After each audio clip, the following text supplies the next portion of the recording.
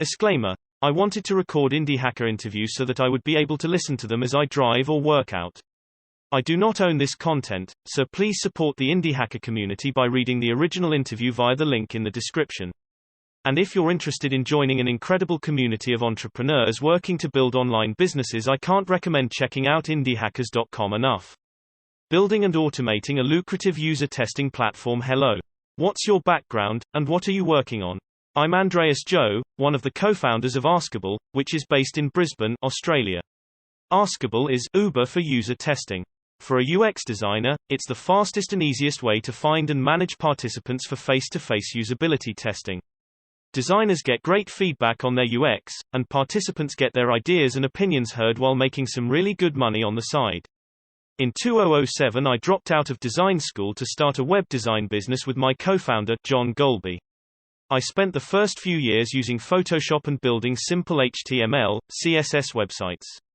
Thanks to John's talent in sales, the business grew and I ended up having to become a jack of all trades, and have since worked on projects as a video and audio producer, digital marketer, project manager, UX designer, and programmer. We launched the MVP of Askable in July of 2017. Last month we did $31,000 USD in revenue and have grown at about 30% month to month. What motivated you to get started with Askable? Our UX designers work on hundreds of projects for pretty much every conceivable type of organization, from small local businesses to multi-million-dollar government departments. But we noticed that recruiting and managing participants for face-to-face user testing was a consistent problem. At the time, our two options were: use an old-school market research company which was slow and expensive, or do it ourselves with online forms and spreadsheets, which was always ended up being a huge time sink. I think the best advice I can give to anyone looking to start their own startup is to think hard about solving your own problem. In the age of Uber, we thought, why isn't there the equivalent for usability testing?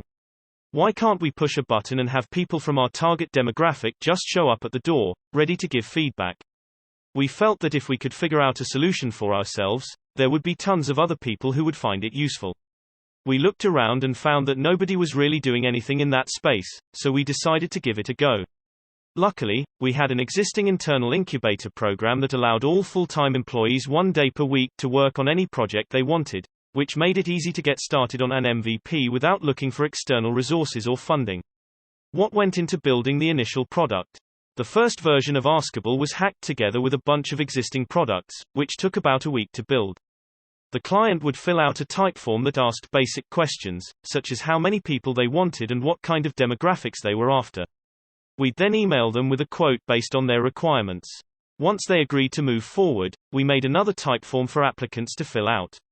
The applicant type form would collect basic information and ask some screening questions based on the client's requirements so that we could identify those that were eligible to participate in testing. To find applicants, we would create a free ad on Gumtree, the Australian equivalent of Craigslist, and direct him to fill out the applicant type form. We'd then move all of the eligible applicants into a Google spreadsheet and message each person to arrange a time to test the client's UX design. The client would get a copy of this spreadsheet as well so that they could track the work. We'd manually send out reminder messages to each participant until they'd completed their interview. After they'd finished, we'd pay them with PayPal or transfer money to them directly. The best founders are hyper-focused. They don't get distracted by the flashy but ultimately unimportant details. Though our internal incubator program allowed for 1 day a week to work on a project of your own design, you were responsible for convincing other people to join you, and subsequently spend their 1 day per week working on your idea instead of their own.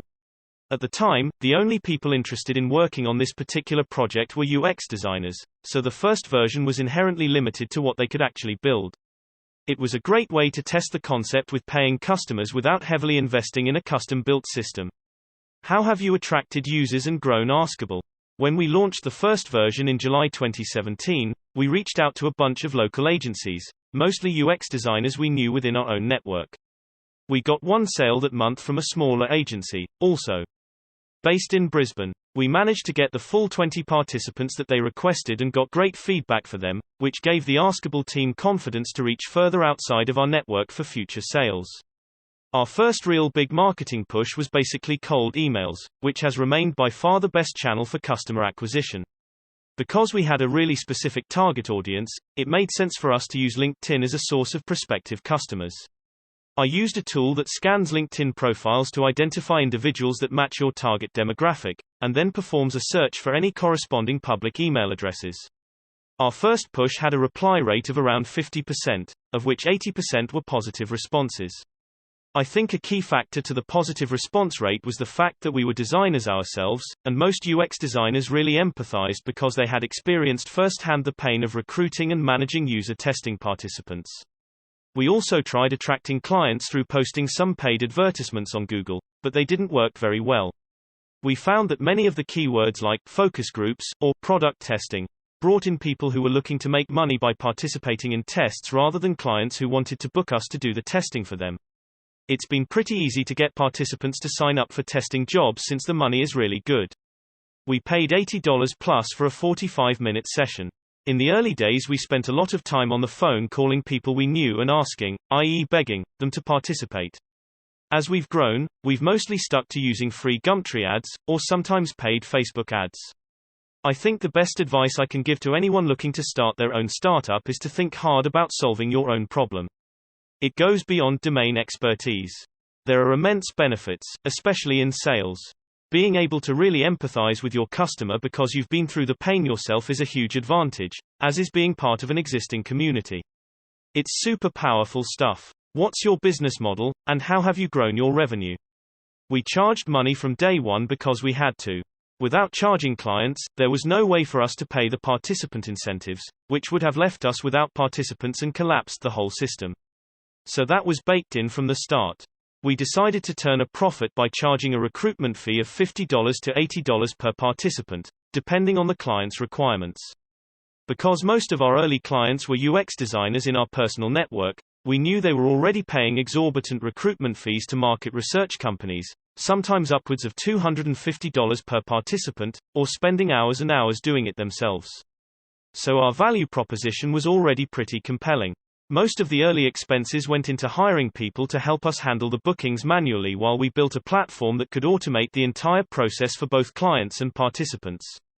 Fortunately for us, we already had a lot of the payment handling experience and software in place from the pre-existing business, which made it easy to get customers set up on Xero and start invoicing.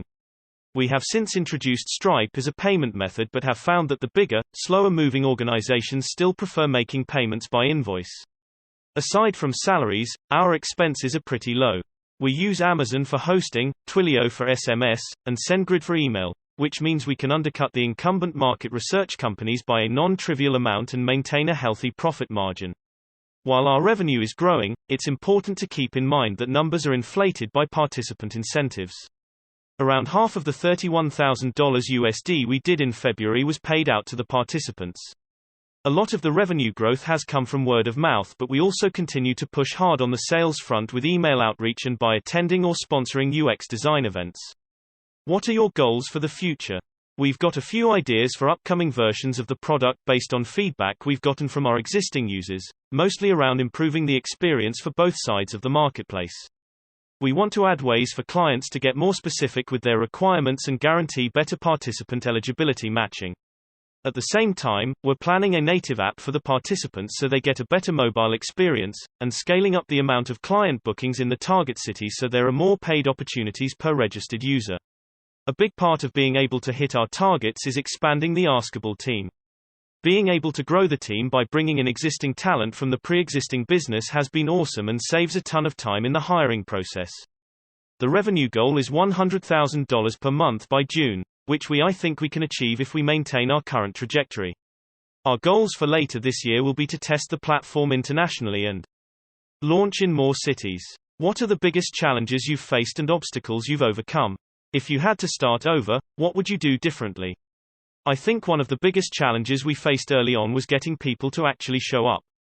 It wasn't a problem with our first few test bookings, because at that point we were calling each participant up, talking to them, establishing rapport, and sending out really personalized reminders.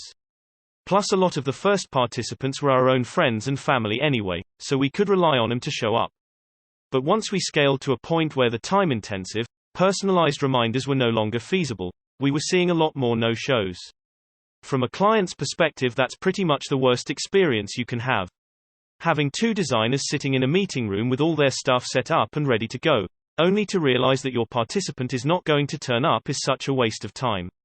We had to really quickly figure out how to solve that problem.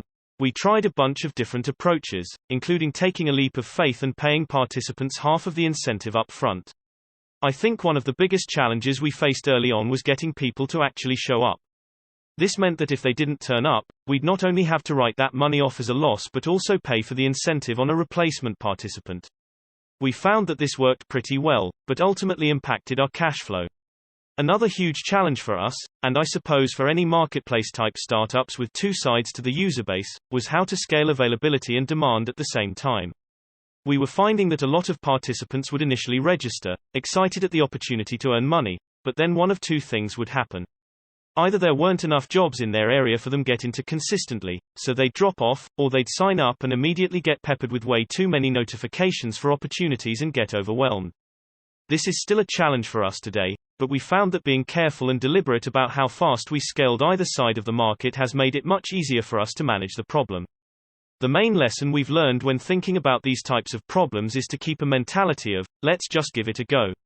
I think it's easy to fall into the trap of, oh man, we've got paying customers now, we can't screw this up, and start playing it too safe. But a lot of the best solutions are hidden in seemingly crazy or risky ideas. So it's super important to maintain that try anything mindset, even, or perhaps especially, once you've grown to a point where you have a reputation on the line. Have you found anything particularly helpful or advantageous? Where to start? I've watched every episode of Y Combinator's How to Start a Startup series, both old and new, and their podcast series, both old and new. There's a lot of great stuff in there. I also just finished reading Elon Musk's biography, and that's definitely had a huge impact on me in terms of how I think about risk and making big bets on the future. I also draw a lot of inspiration from Brian Chesky and Joe Gebbia of Airbnb because I really resonate with their story and I'm a huge fan of their product design, company culture, and testing mentality. Something that the dev team tried early on which turned out to be super successful was doing code camps. We'd find a quiet house somewhere and stay and work from there for a whole week. During that week we found that we were able to write and ship 3 times more stuff than we could while sitting in our desks back in the office. Living and working together helped us a lot, too, since we'd only previously worked together in a formal business environment. It was a great way for us to inject a bit the startup feel into our team. I think this is particularly useful if you're only working on your project with friends or co-workers part-time, but want to experience how you work together as a full-time team while trying to launch something quickly. One bit of advice that comes from the Y Combinator partners, who've seen some of the most successful startups go through their batches, is that often the best founders are hyper-focused. They don't get distracted by the flashy but ultimately unimportant details. They focus on building product and talking to users. Applying that mentality to how I approach work every day has been really useful in helping me to eliminate a lot of noise and think critically about important sounding tasks that are actually huge distractions. What's your advice for indie hackers who are just starting out? I mentioned this earlier, but solving your own problem is really one of the best ways to get started. Through our internal incubator program we launched 50+ products, most of which didn't solve any of our own problems, and none of which ever got to product market fit. I think there are so many benefits of solving something you're close to that don't get mentioned. It makes the product an easy sell, and growing the team is easier because you're able to tell a more authentic story. It makes sticking with the idea through rough times easier because it matters to you and carries personal significance. It makes getting to market easier because you know the landscape better.